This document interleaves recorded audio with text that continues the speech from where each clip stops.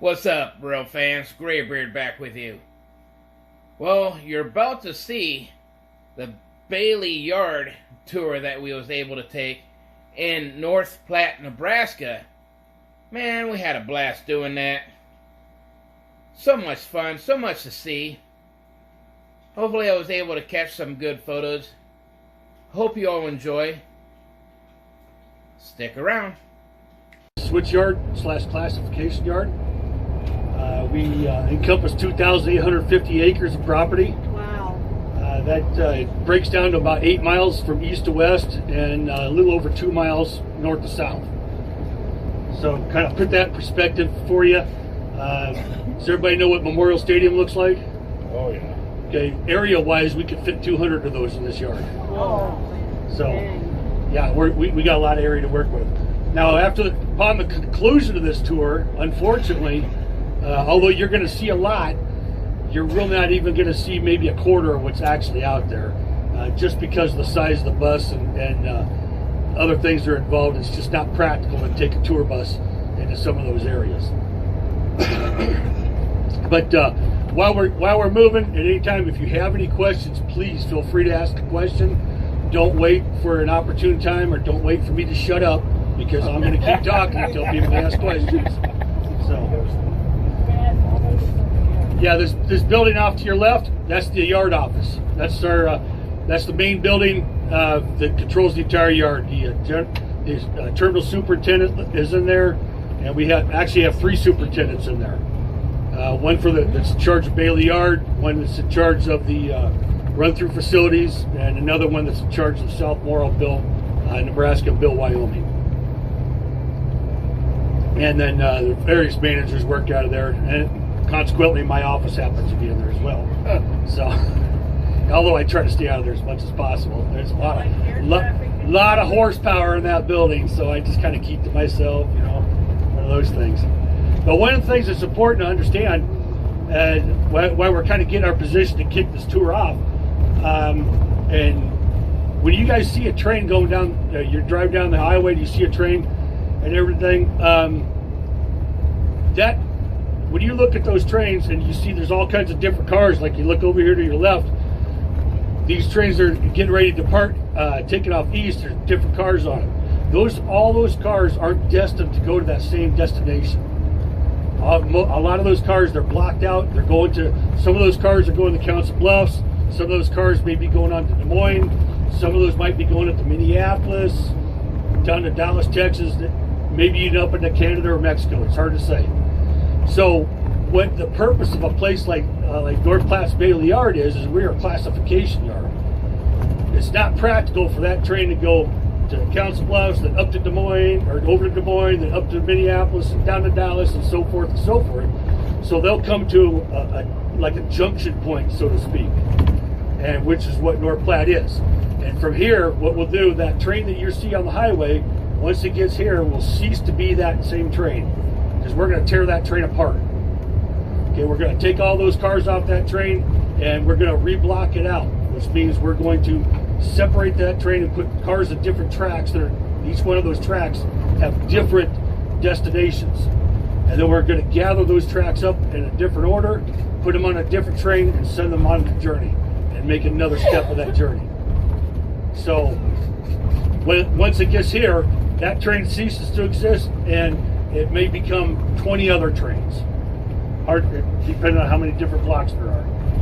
Then we'll take a left up here, Rick. And then up here, you'll see the C-store on the right. We're going to take a left and bring us into the yard. When did they decide to make it into a visitor center? When did they start allowing people to come here? Well, the first time we started allowing people to come here in the yard was about 2006 or 7. And we used to have a celebration out here. It's called Rail Fest, which was the predecessor of Rail Days. Rail Fest used to be a conglomeration, yeah, that word. Yeah, that word. How many school teachers are in here? Anyhow, but it used to be a bunch of businesses in town would get together and organize it. It was a huge event. And we started doing bus tours at that time. Oh. And so that was a long time ago. Then that kind of went to the wayside.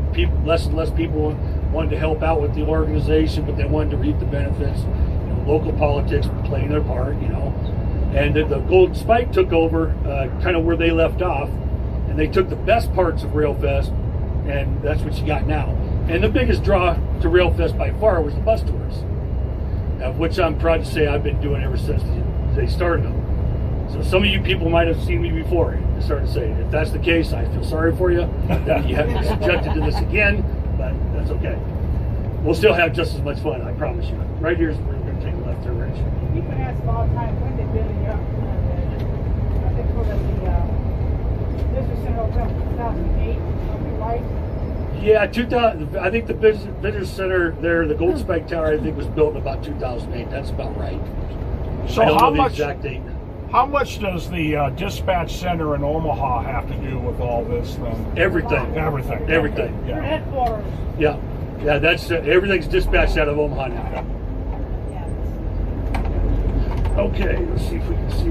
Okay, we'll just keep about 15 to 20 right through here, Rich. Okay, now our first point of interest here, as soon as we can look past these auto racks here on the right hand side, this great big tan building over here. It's called the Wheel Defect Detector. We do have another local name for it. I'm sure somebody here knows what it is.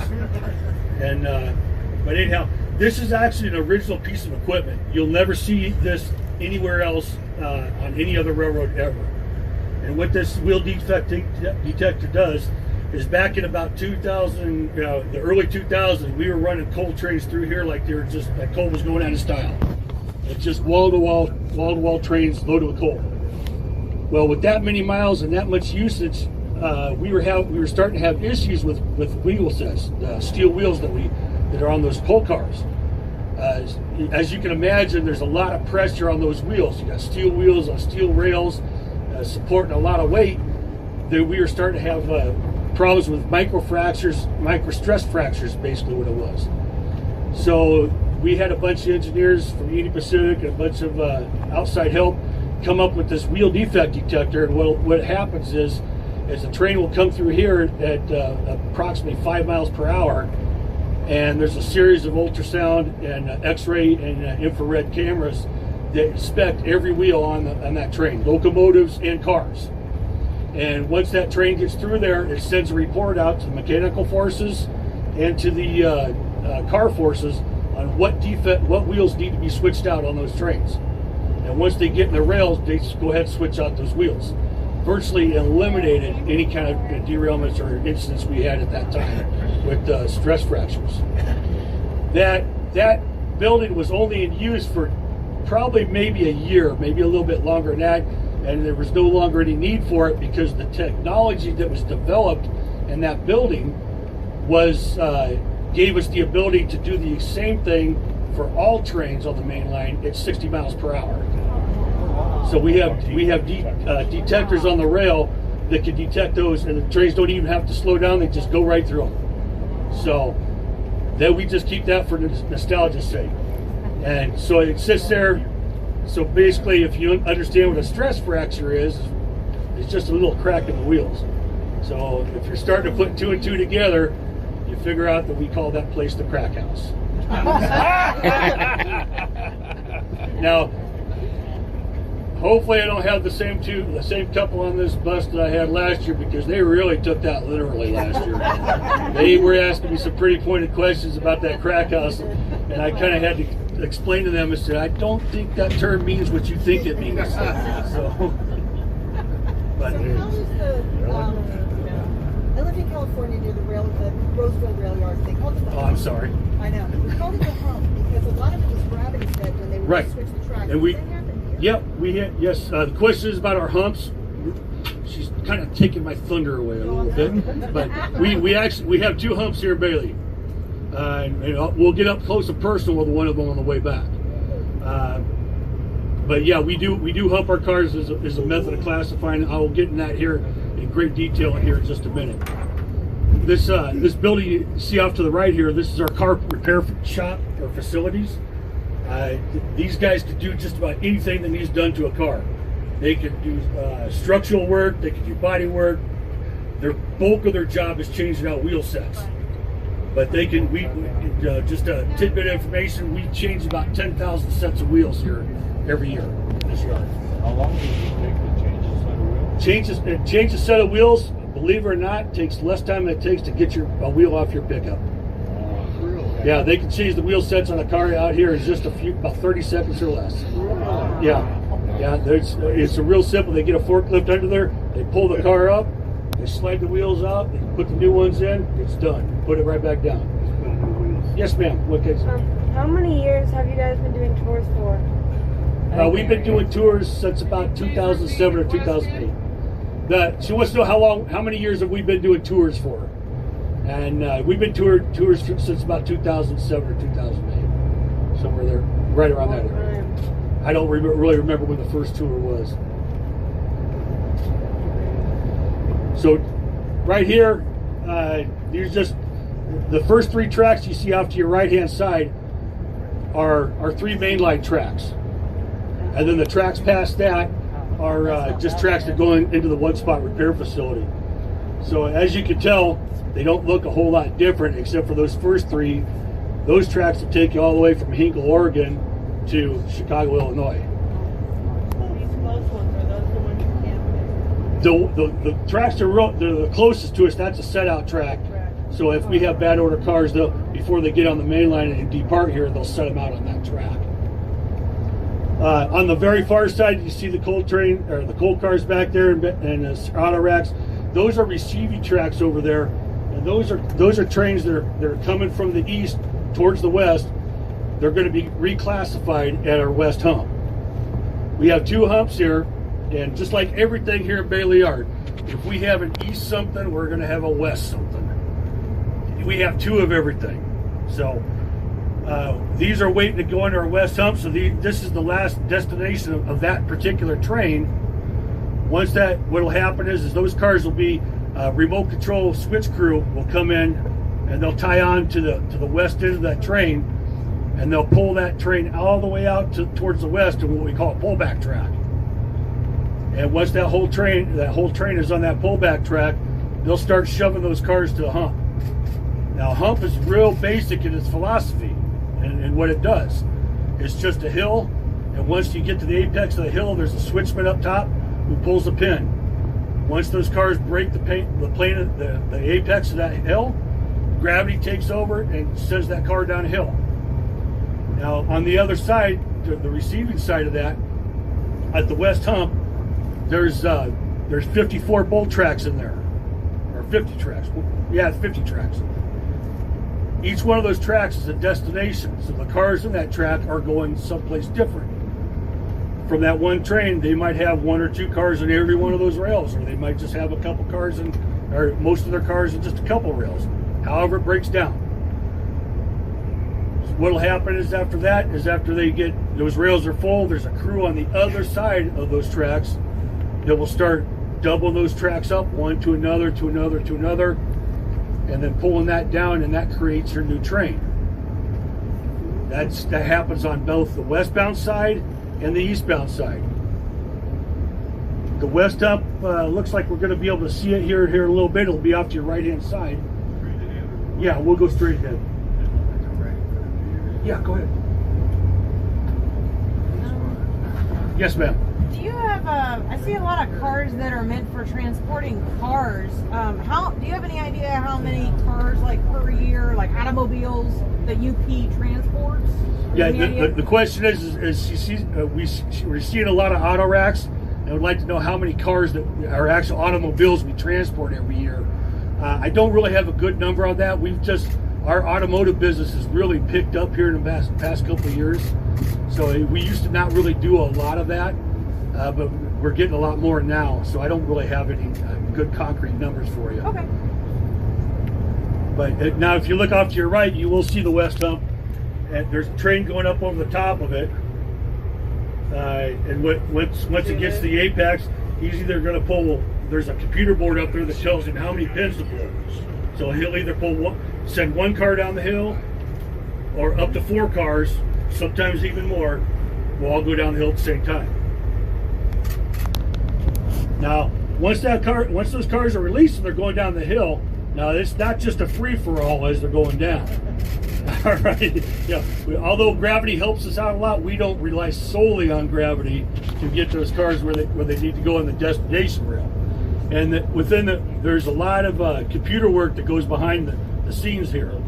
Once that car is before that car is those trains have even gotten to the receiving yard, they go through a scanner system that verifies every car that's on the train. And through those tags, they know what the commodity is, what its destination is, and then what the weight of that car is, and then oftentimes it's weighed again, or that cut of cars is weighed again as it comes off the hump. So once it's rolling free on the other side and going to its destination rails, they calculate what we call, everything is based on what they call distance to couple. How far does that car have to go before it meets the next car in that destination rail? That number, that distance is going to be different for every rail coming off the hump, depending on how many cars are in there. So it's calculated how much that car weighs, how fast it's going, how far it has to travel, and there's a speed gun on that the entire way down the hill. And if it's moving too fast, it's exceeding those parameters, because the goal is to make that coupling to that next car in there less than 2 miles an hour. That's the goal. So as the car's rolling down the hill, most times they're going to exceed that parameter. So we have a braking system down there. It's called retarders. And the best way to describe retarders is just think of a spinning wheel and a pair of pliers to grab hold of it to stop. Now, as some of you have probably figured out already, that might make a little sound. Oh yeah. Not quite different than fingernails on a chalkboard, and magnified by like 1 million. So, hey, Genevieve, watch these up there. But that's how we slow them down, and we'll slow those cars down to a point where we can adjust, make sure that coupling that happens, that distance couple happens at less than 2 miles an hour, or at 2 miles an hour. Now, if something happens, and for whatever reason we need to stop those cars on the hump, those retarders could stop in place any car that we have. No matter how heavy that car is, we can stop it instantly in those retarders. Oh yeah, we're going to hear some of those retarders later, hopefully. So we'll get up close and personal to them. So both humps operate the same way. Those cars coming off the hump there. That's cool. Look at that. Yep. There's the retarders. Oh, actually, right there. Yeah, you're getting a great view here, because normally the east bowl here is not near as empty as it is right now. Coming down. That's the hump. That's what they call the hump. So yeah, so you can see the cars coming down the hump now. The sound you hear, that's the retarders. Now, keep in mind, we're a long ways away from those retarders right now, but we're going to get pretty close to them here on the way back to the spike. Wow. So I have a question on the different types of rail cars. One thing I used to notice is the letters TTX are very common, and sometimes there's like a DTX, or I think it's an ATTX. What are those differences? Okay, question up front is, what are the different letters on cars mean? TTX, ABOX, so forth and so forth. Most cars are not owned by the railroad. The vast majority of cars are private cars. Yeah, we'll stop right up here at the tracks and just keep going straight. And then just keep it nice and slow for a while there. So different car symbols represent the different owners. And I don't know if it still holds true today, but it used to be if the last letter was an X, that was a private car. So it may still be that way today. But private cars, now they are owned by, most of them are owned by big corporations, big businesses, so forth and so forth. So it doesn't tell you what the car, like the type of car, what it carries. Is it a tanker? Is it a flatbed or whatever? Normally it doesn't tell you what type of commodity it carries. It just tells you the owner of the car. So most companies transport a specific type of product. So when you see that symbol, you'll see that same kind of car, because that's the business that they're in. So are these Okay, now Off to your right hand side here, this yellow kind of erector looking thing. This is one of our run through facilities. This is our east run through. Now the purpose of this is that we do have trains that do not need to be classified. They're bulk commodity trains, or as we call them, run through trains. Coal trains are a good example of them. During the later part of the year, a lot of your grain trains will be bulk commodity trains, and what classifies that as a run-through train is it has the same destination and the same loading point. So the cars are not going to a different place; they're always going to go to the same place. They're just making a big circle. So those are usually quite a bit higher priority trains. So when they come through here, we don't have to separate the locomotives from them. All the cars stay together, and once the off-coming crew gets their train parked here, they get the handbrakes tied on there, they can depart, and then right there on the rack we could refuel and do whatever maintenance work needs done in the locomotives. We could resand the locomotive, we could do air brake tests, light mechanical issues, get it cleaned up and ready for the next crew.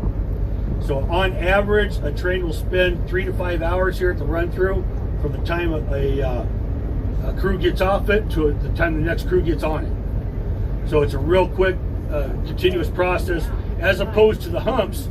Now, a car that has to be classified will spend on average 12 to 24 hours from stop to finish, or stop to start again.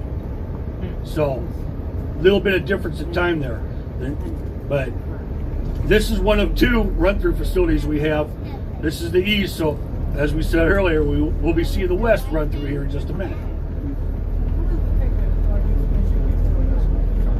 How long does it take to fuel these locomotives up? It doesn't take long at all. If they're on the fueling racks here, it just takes a couple minutes. How many gallons are they? About 5,000 gallons, most of them. Wow. 5,000 plus. Now we do have fuel trucks. If you see over here on your left-hand side, those fuel trucks, we use those for our distributed power units. If you've ever seen a train that might have 1 or 2 locomotives on the front, 1 or 2 in the middle, maybe 1 or 2 on the back. Okay, anything past the head end are what we call distributed power units. Now those are helper locomotives, and believe it or not, by having extra locomotives throughout the train, it actually saves fuel. Even though because now you're distributing the power and you're able to control your train forces a lot better. So now the engineer can control those locomotives. He can either put them up with what we call a fence, where those locomotives will do everything that the head end's going to do. So whatever he does with the lead locomotive, those locomotives are going to do too. Or he can set it up to where he can run each and every one of those locomotives independently. So he can have the rear ones putting brakes on while the lead ones pulling with extra power.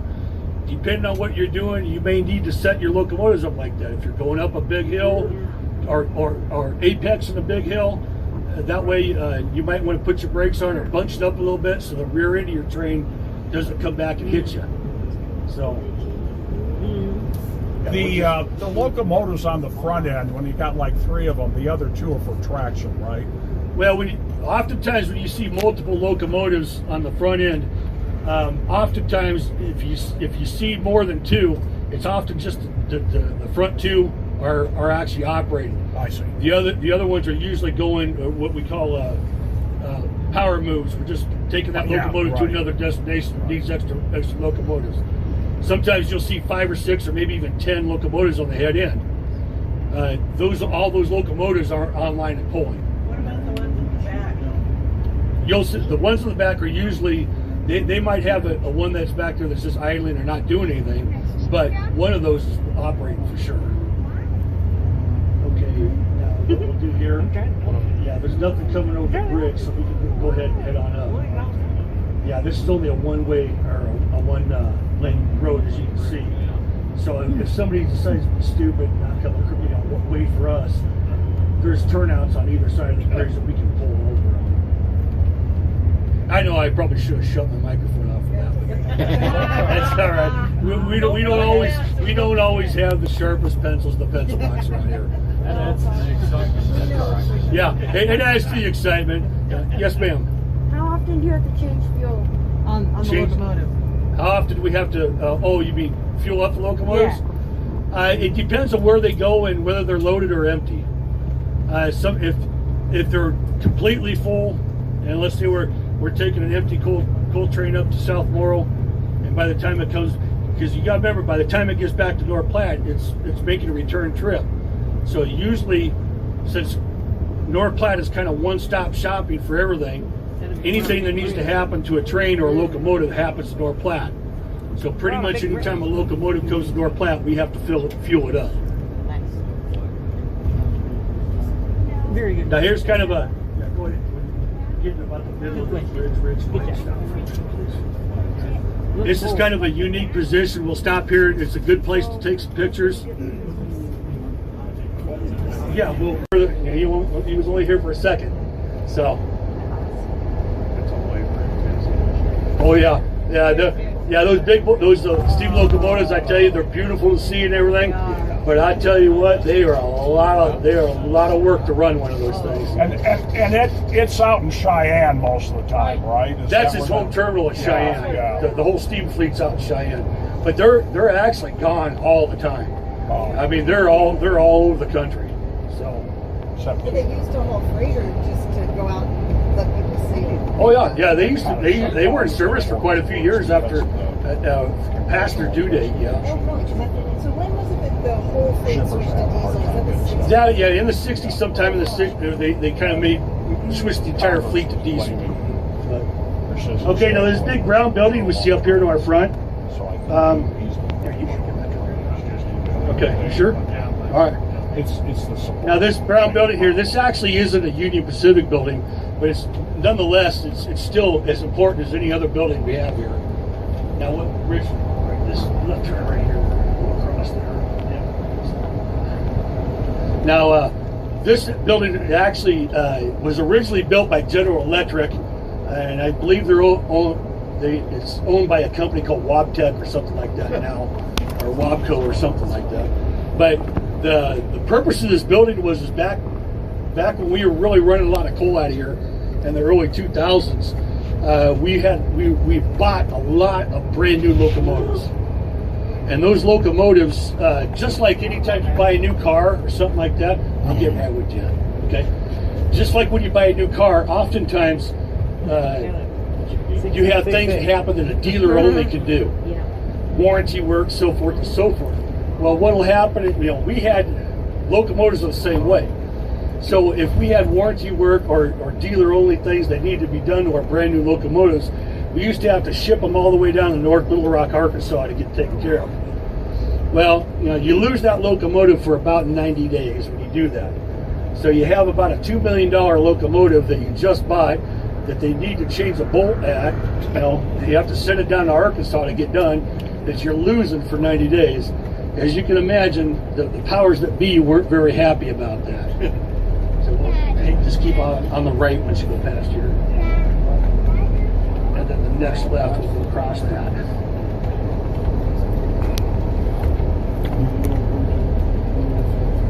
There you go. Okay, now so what had to solve that issue, General Electric at the time, who was making the vast majority of our locomotives, built this shop up here so we could do warranty work on property and take that 90 days just to a couple of days and then back in service again. Wow. And it's been here ever since.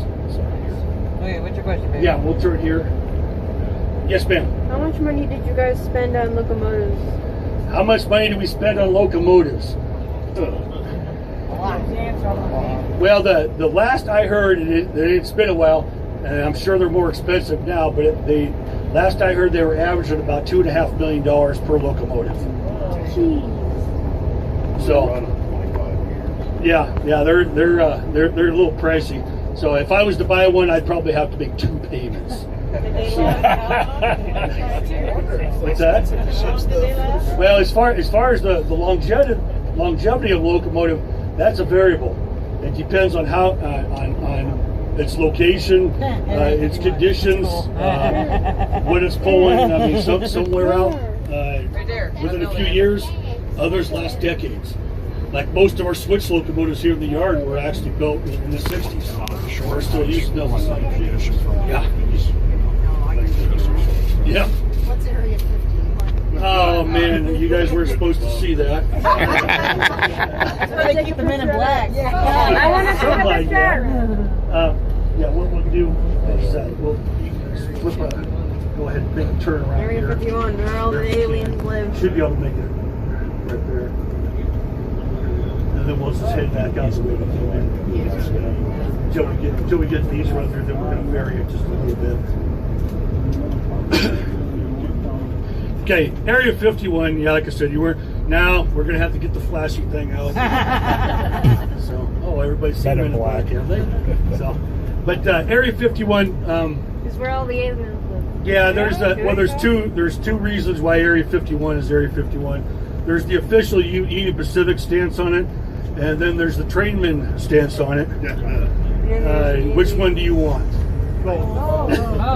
Of course you want both. If you want to just hold it up here for a second. Now, Area 51, the official reason it's called Area 51 is that one day back in, I believe it's 2007, we were able to run 51 coal trains through this facility, which is an ungodly amount of coal trains to do in one day. Yeah, in one day. I don't know whether that happened or not, but I forgot to turn my leash off. I'm sorry. That's the official version. Now the unofficial version is, from the trainman's perspective, that little building there holds all the horsepower for this yard. You got the yard masters in there. You got the mechanical manager in there, the car foreman in there. You've got some operating managers in there. And yeah, so as you can imagine, with that much horsepower, there's some really strange decisions get made in there once in a while that don't, you kind of wonder whether they're actually out. So, now, the reason we stopped here wasn't just so I can flap my gums at y'all, but if you look off to the right, you'll see kind of a rare sight on Union Pacific these days.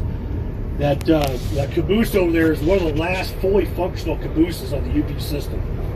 Yeah, and what we use that caboose for is we do get, unlike today where it's a nice, comfortable 100 degrees out right now. Hopefully everybody's enjoying the North Platte weather. We do have a flip side to that happens about January, February time frame, and it will get to 100 below out here with wind chill. So imagine 200 degree temperature shift, and sometimes it happens over, with the course of an afternoon.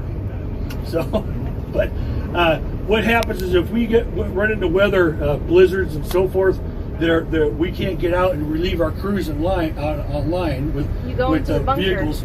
We'll put two locomotives on there, one east facing and one west facing, and we'll put our relief crews in there, and we'll take that out, and we'll take those crews and get them out and get them back here. So you're gonna even out down the line and bring them back? Yeah, we'll take them out. Nothing is a better snowplow than a locomotive. Yeah.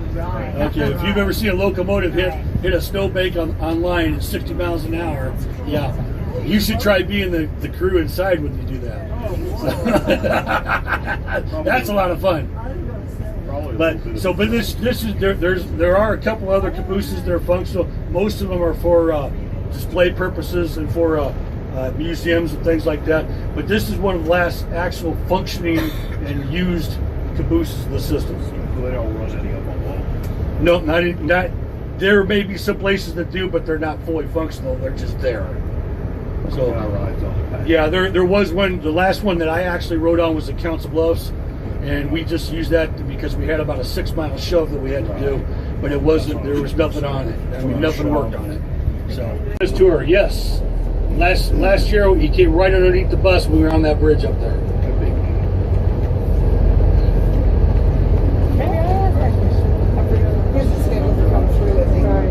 No, unfortunately, Big Boy's not going to be here this year. Yeah, well, now that he's fully functional, you probably got to book him like 10 years in advance. So now this is the West Run-Through facility I was talking about. I said earlier we have an East something, we got a West something, and vice versa. Now, as you can see, this one's set up quite a bit differently from the East Run-Through. This being the older of the two run-throughs, this was the original concept. So the way it operates is a little bit differently. When the run-through trains come in over here on what we call the coal tracks. Those trains, we have to detach the locomotives, bring them up here to the rack where they can get fully serviced and everything, and then put back on trains again. So not quite as efficient, but still much more efficient than trying to do it any other way. Do you fuel them? Are there underground fuel lines, or do you actually just use the? Yeah, fuel. How do we get our fuel here at Bailey Yard? We'll be going through them again, and actually you can see them off to the left over there. Those two big fueling bins over there. We have our fuel, our diesel fuel piped in from here. It's not practical to try to even bring it on board trains to refuel those. So it's piped straight in here. Pipe cover. Oh yeah.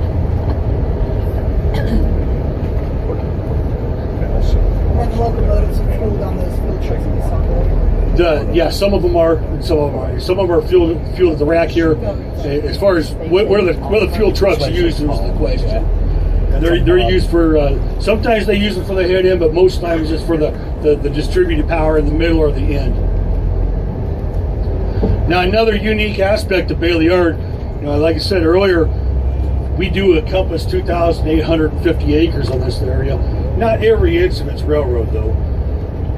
You see a lot of areas like off here to your left side. This is kind of a state game preserve as well. We have virtually every indigenous animal in the state of Nebraska that lives here in Bailey someplace. We got fox, we got coyotes. We have had mountain lions in here before. Yeah, it's a lot of fun when a switch crew runs into a mountain lion. But we got a lot of deer. I tell you, honestly, if you want to know what the first day of deer season is in Nebraska, you'll know, because if you work the one switch job over here, there's a big balloon track where we use to spin cars so they face the opposite direction they're already facing, and in the middle that's a nice big grassland.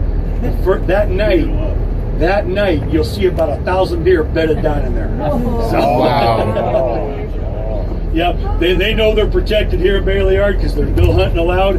Every animal is welcome to be here. We have our share of bull steaks and badgers, and we have a herd, a pack of gray fox and red fox that come in here about November every year, and we have a huge population of jackrabbits.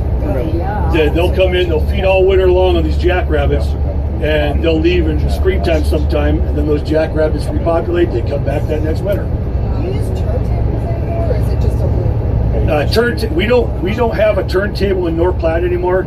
The question was, do we use them? There are some locations that still have them. We do not here. Did you ever have one? Yeah, there was a turntable in here. It was pretty close to where we saw the crack house. Okay, it was right about that location was where the turntable was.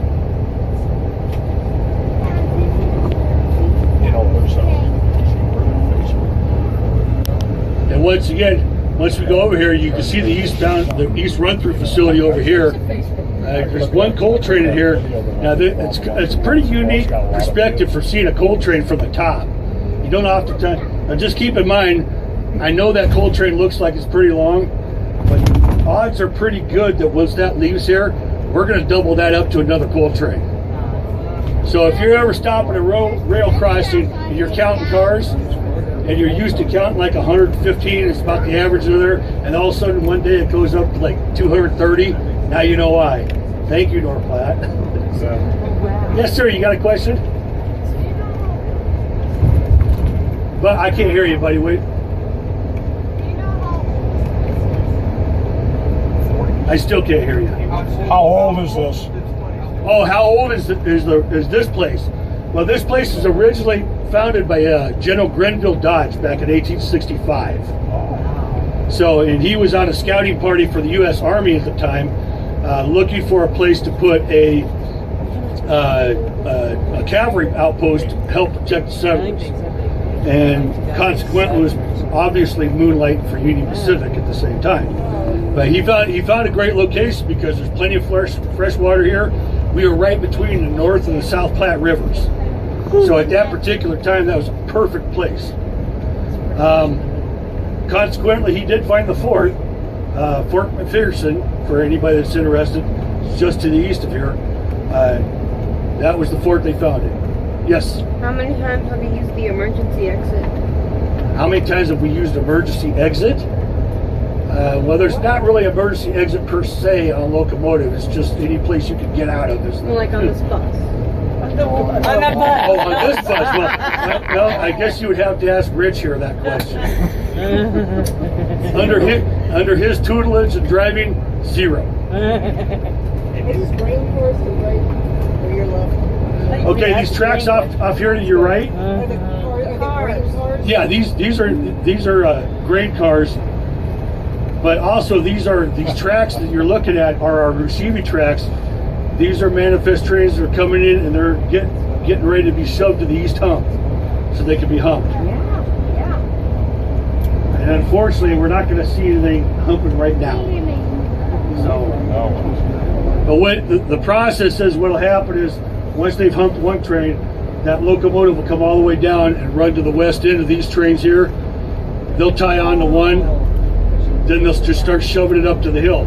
Now, one thing to keep in mind, all the switch locomotives here in North Platte are remote control. So when you see a locomotive moving around here, if you see yellow lights flashing on top of that's a remote control locomotive. There may or may not be somebody in the cab of that locomotive, although it's still running. That remote control operator can be as far as 2 miles away from that and still be operating that locomotive.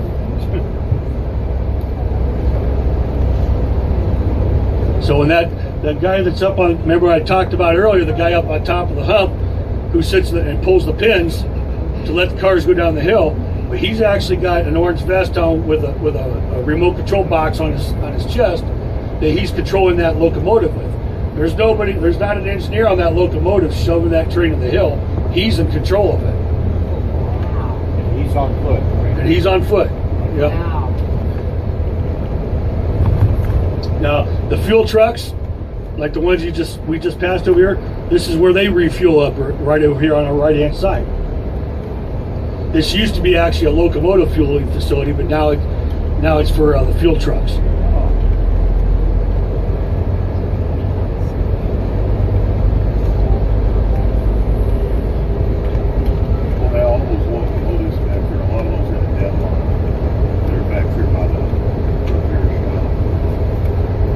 Oh, the locomotive. Yeah, we're gonna get real close to those here in a little bit.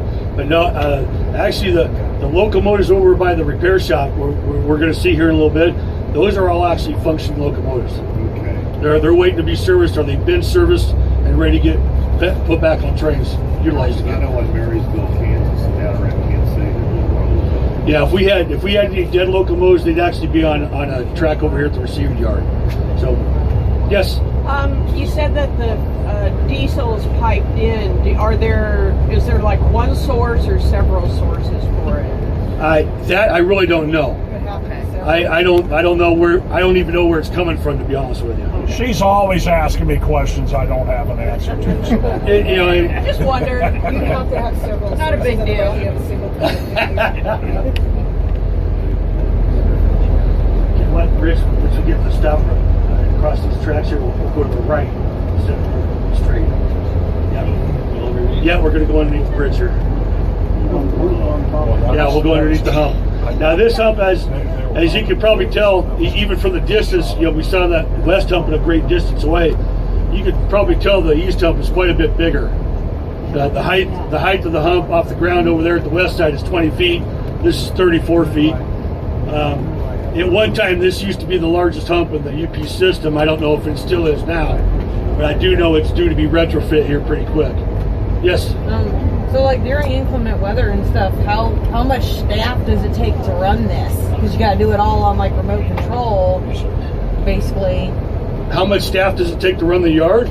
Yeah, like well, on a daily, more during we inclement employ weather. about 2,600 people here. Okay. So, and that's with all the crafts. We have mechanical craft, carmen, management, trainmen, things like that. So, yeah, it's about 2,600, give or take. Oh, in inclement weather, how long does it take? 2,600 people. Oh, yeah. Now, this operation here, 24 hours a day, 365 days a year. We don't close down for holidays. We don't close down for alien invasions, meteor storms, irritated ex-spouses. You name it, we don't close down. It doesn't matter what it's doing outside, weather-wise, we will be out in it building trains. So. Tornadoes, can you cover under the tree? Yes, and we still build trains in tornado weather, but we do have facilities here that if we're actually in a warning environment, or God forbid we have one hit the yard here, we do have places we can go that are designated tornado shelters. Have we ever had a tornado here? Yes. And what we call the spare yard over there was a yard of empty coal cars. It touched down right in the middle of that. All that was remaining was wheel sets all up and down the car, like coal body cars all over Lincoln County. So, yes, ma'am. Do you still do tourism like a bad storm? Or Do I do tours on Bad Storm? like where you go? Is that what you asked? Yeah. Yes, I will do tours no matter what. Oh, okay. All right. Hey, what's that over there on the left? Okay. What are we looking at? Oh, that there? Okay. Yeah, once we get across the tracks here, we'll take the left, Rich, and then just kind of pull off the side, stop for a minute. Yeah, actually, if we were humping cars, we'd have actually went back over there, and everybody would have had a taste of the retarders. But we'll pull off here. Now, all the switches and everything that we use here in this hump, on both humps, are pneumatically powered, so which means they're powered by air. As you could probably imagine, that 33-gallon Craftsman air pump that you have at home isn't going to cut it. So this big building you see here with the big blue tubes and coils and all that, that is one gigantic air compressor. There's 4 huge diesel locomotive engines in there that are generating air power for these humps, or actually just for the east hump. There's another one just like it for the west hump. So those switches they throw, because you'll hear a lot of times when they throw those switches, you'll hear it go psst, psst. They're not electronically thrown, they're thrown pneumatically. So we need a lot of air for that, and that's what this facility is for here. I do caution you, don't fill your truck tire up at this place. I'll tell you right now, it's a bad idea. I'm not going to tell you how I know this, but just don't do it. Good advice. Because he did it once. I'm sure somebody has tried it. But yeah, we can keep going. Thanks. I can see the warranty. These are your warranty. Yeah, road hazard coverage on your tires isn't in effect at that time. I don't care how good a storyteller you are.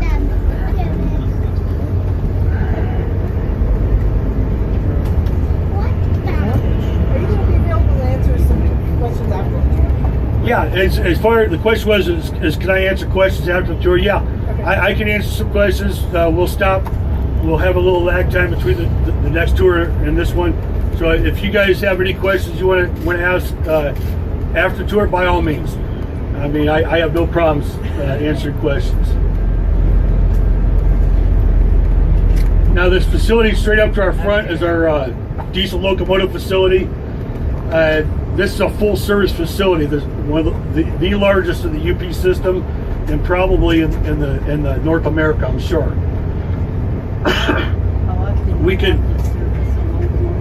How often do we have to service a locomotive? Well, that depends. There's regular maintenance schedules where they have to have certain inspections and certain maintenance done. Outside of that, it's whenever they break. So when some locomotives break every time you look at them, and some locomotives never break, no matter how much you want them to. So, but all the locomotives you see right here, and I know this actually looks like a lot of locomotives. It's really not. But all these are in-service locomotives. They're the ones you're seeing right now have been serviced or maintained, or whatever they need done with them or inspected, and are getting ready to go into service again. On the other side of the building is all the locomotives waiting to come in, and they can have anything that needs done to a locomotive done here. They can swap out diesel locomotive or diesel engines, air compressors. They can swap out wheel sets. They can do body work in there. They just can't do warranty work. So, yes. Do you know the paint scheme with the American flag on the sign? Do you know when they started doing that? They started that the paint scheme on the side of those locomotives right after 9/11. So, yes, ma'am. What about the building on the left? You kind of have to look at me while you're talking, honey. I can't hear you. The building on the left is the repair shop, babe. Yeah. Yeah, we just follow this on around, Rich. Okay. What's your question, honey? Oh, she wanted to know where the repair shop was. Oh, okay. Yeah, we just drove by. Now, actually, another interesting point. This building here off to your left is our supply operations building. This yard is actually kind of like a city, honestly. It's normally, if we need something, no matter what it is, if we need a pencil, we probably need 1,000 of them. If we need, safety vests, high visibility vests, it's not practical for us to go to Walmart and get what we need. So we have a supply operations building that operates just like a military supply operation. They buy things in bulk, so everything we use here, from pencils and paper to locomotive engines to turbochargers to bottled water, we get from supply.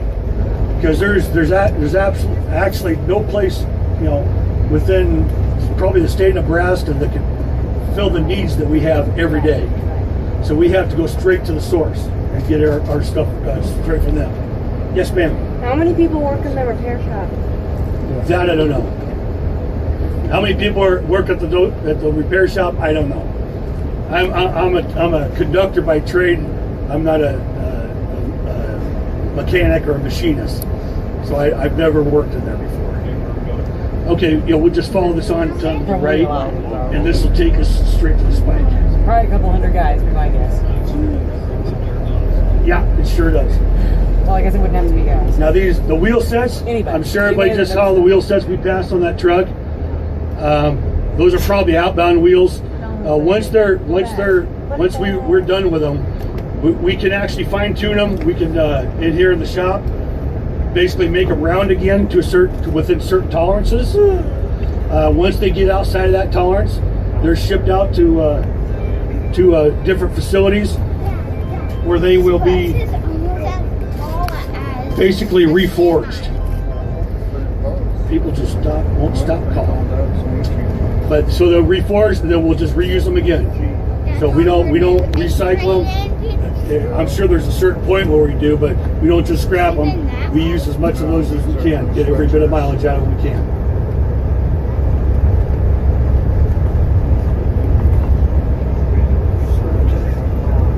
Yes, ma'am. How much does one set of wheels weigh? How much does one set of wheels weigh? Yeah. I don't know. All I know is I don't want to try picking one up. Yeah. You don't want one That years ago when I was in the Marines, I could probably pick up a couple of those, no problem. But today, I don't think we can do that anymore. So.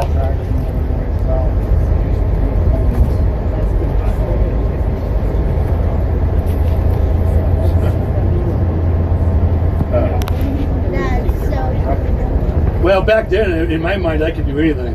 10 feet tall, bulletproof. So this pretty much concludes our tour, folks. If anybody has any questions, like I said, I'll be available after the tour if you have anything else you want to ask. Feel free to ask me anything. Like I said, if I know the answer, I'll give it to you. If I don't, I can tell you my best guess, or I can just lie to you. Either one's fine with me. Well, I hope you all enjoyed this video. Had a great time filming it. Saw a lot of interesting things. Especially the rail humps, where they're switching out the cars to go to certain lanes. Say if they're going to Kansas City, or even to Texas. You never know where they're sending them off to. So that was pretty neat. So always, don't forget to ring that bell. This way you get further notification. And also, every view helps my channel. Plus, while you're at it, go ahead and subscribe. It's free. And always, God bless. And thank you for watching. Have a wonderful day.